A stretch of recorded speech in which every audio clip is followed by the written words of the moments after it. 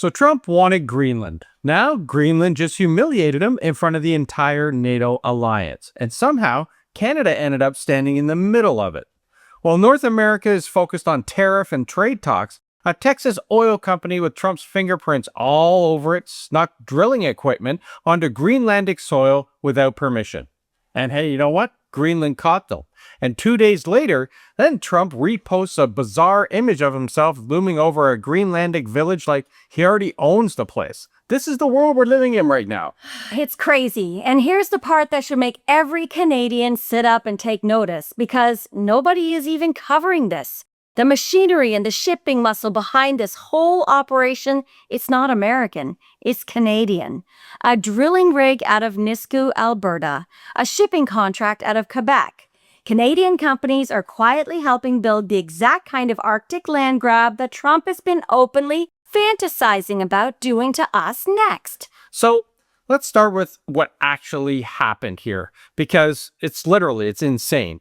A company called Greenland Energy, which is Texas-based and was just formed last year, moved a tug, a barge, and 15 containers of drilling equipment onto Greenlandic land. They didn't have a permit or approval. They had nothing. Greenland's own resource ministry confirmed it. This company just showed up. And Greenland's response basically said, "Hold it right there, buddy. What do you think you're doing?" They issue a strong warning saying that all future logistic matters must be advised and approved by the Mineral Resources Authority before anything is carried out, which basically means you can't do anything further without Greenland's approval, okay? Is this the new geopolitics now? Move in and ask for permission later? Disguise annexation through corporate America to justify the takeover of a country? That would have sounded like a movie plot, not real life 2 years ago, but I guess here we are. You're right, Dave. If a Texas startup can land a barge and shipping containers on Greenlandic soil with zero permission and just dare anyone to stop them, what exactly is stopping that same move in our Arctic? We've got the Northwest Passage, the Beaufort Sea, thousands of kilometers of coastline with barely anyone watching it. That's not hypothetical anymore. It's a threat. Luckily, Canada isn't starting from zero here. We've got NORAD modernization already underway, new Arctic surveillance radar going in, and a military presence that's been building in the north for years, not weeks. Canada, we won't be scrambling after the fact here because a lot of this groundwork is already moving before Trump can even think about coming up here. And speaking of Canada, here's where Canadians need to start asking questions. Greenland Energy's actual plan is much bigger. 300 containers and full drilling rig headed straight to a site called Jameson Land. That rig is sitting in Nuuk, Alberta, owned by a Calgary company called Stampede Drilling. Greenland Energy already paid them up front to Arctic-proof it. Why is it always Alberta?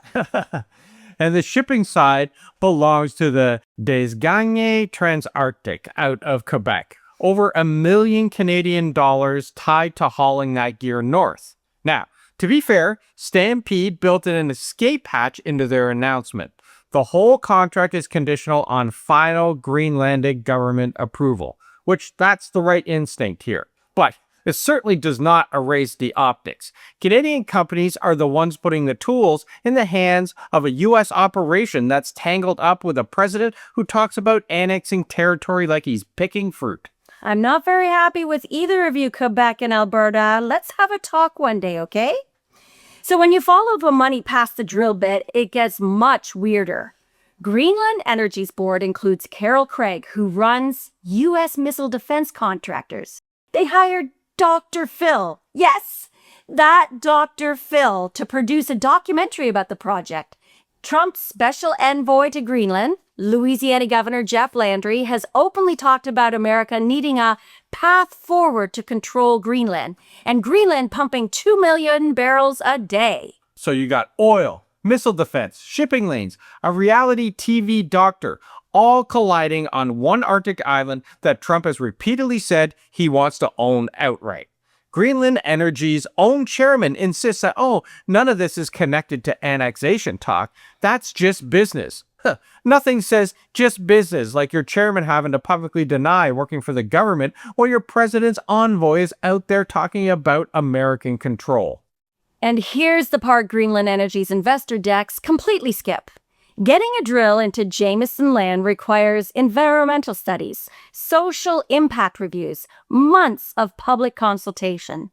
Danwatch reports this project is sitting at stage 1. Greenland's own Mineral Resources Department already basically said no drilling this winter. So what is their real move here? Well, I'll tell you this much. The locals aren't buying this friendly neighborhood pitch thing either. In a town in Greenland, over half of the community turned out to protest this particular project in July. Because think about it, when a president is publicly musing about taking your country while his associates are trying to lock up your oil rights, people sit up and take notice, and they should.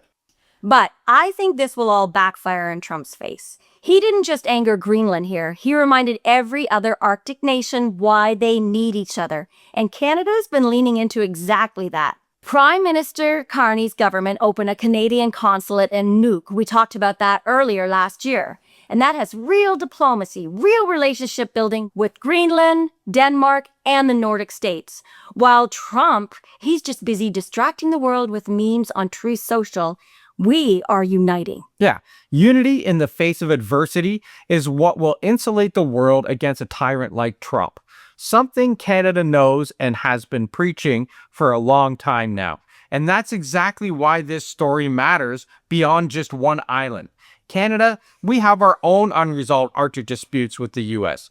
The Beaufort Sea boundary, the Northwest Passage, and if this precedent gets set that a superpower can just lean on a smaller ally until its sovereignty becomes optional, well, guess who's next on that list? So this really isn't a Greenland problem, it's a test case, and we see it, and we will be ready for it. So here's where we land. Stampede Drilling did the one smart thing in this entire saga. They wrote a conditional on Greenlandic approval clause into their deal. And that's exactly where the line should be for every Canadian company tempted by this gold rush. Greenland gets to decide. Not Trump, not a Texas oil startup, not a rig company in Alberta. Greenland. You hear that, Desgagnés Trans-Arctic? And if there's one lesson in here for Canadians, it's a simple one. The same principle that protects Greenland's oil protects our Northwest Passage. Support their right to say no, because one day we might need every ally in the room backing our right to say the exact same thing. Absolutely. Now, we want to hear what you think. Do you think that these Canadian companies should walk away from this deal entirely? Or is conditional on approval actually the right way to stay involved without crossing a line? Maybe they're acting like a buffer and they can be the one that stops it. Maybe. Only time will tell here, but we do want to hear what you have to say. And while you're down there in the comments, make sure to check out the pinned comment where you can find the private Facebook group, our Substack, and of course our merch store where we got some new merch for you.